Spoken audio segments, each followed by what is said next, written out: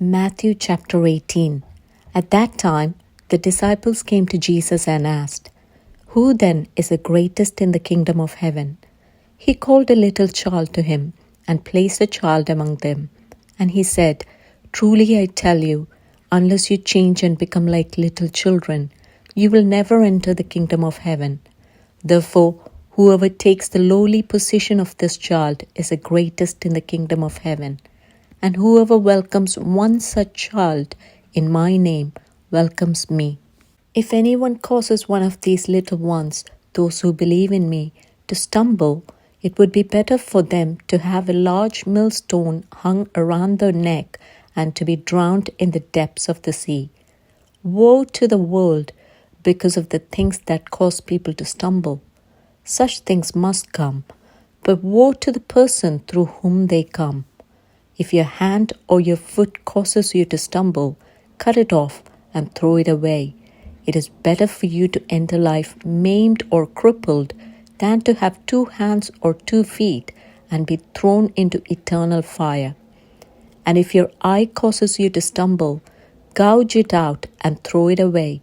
It is better for you to enter life with 1 eye than to have 2 eyes and be thrown into the fire of hell.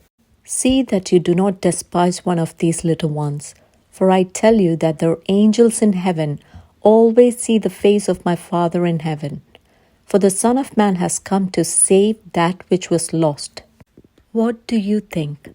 If a man owns 100 sheep and one of them wanders away, will he not leave the 99 on the hills and go to look for the one that wandered off?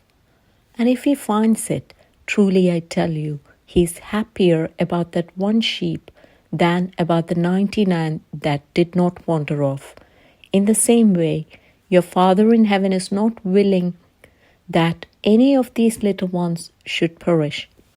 If your brother or sister sins, go and point out their fault just between the 2 of you.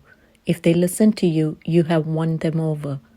But if they will not listen, take 1 or 2 others along, so that every matter may be established by the testimony of 2 or 3 witnesses. If they still refuse to listen, tell it to the church. And if they refuse to listen even to the church, treat them as you would a pagan or a tax collector.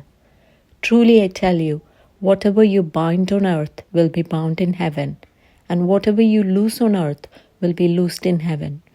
Again, truly I tell you that if 2 of you on earth agree about anything they ask for, it will be done for them by my Father in heaven. For where 2 or 3 gather in my name, there am I with them." Then Peter came to Jesus and asked, "Lord, how many times shall I forgive my brother or sister who sins against me? Up to 7 times?" Jesus answered, "I tell you, not 7 times, but 77 times. Therefore, the kingdom of heaven is like a king who wanted to settle accounts with his servants. As he began the settlement, a man who owed him 10,000 bags of gold was brought to him. Since he was not able to pay, the master ordered that he and his wife and his children and all that he had be sold to repay the debt. At this, the servant fell on his knees before him. "Be patient with me," he begged, "and I will pay back everything." The servant's master took pity on him, cancelled the debt, and let him go. But when that servant went out, he found one of his fellow servants who owed him 100 silver coins.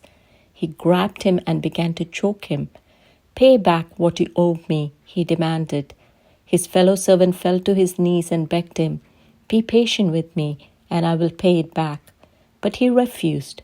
Instead, he went off and had the man thrown into prison until he could pay the debt.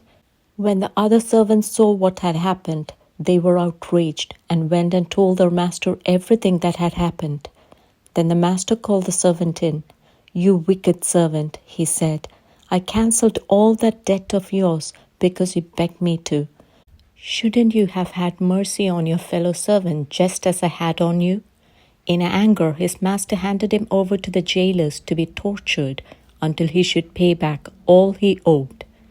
This is how my heavenly Father will treat each of you unless you forgive your brother or sister from your heart.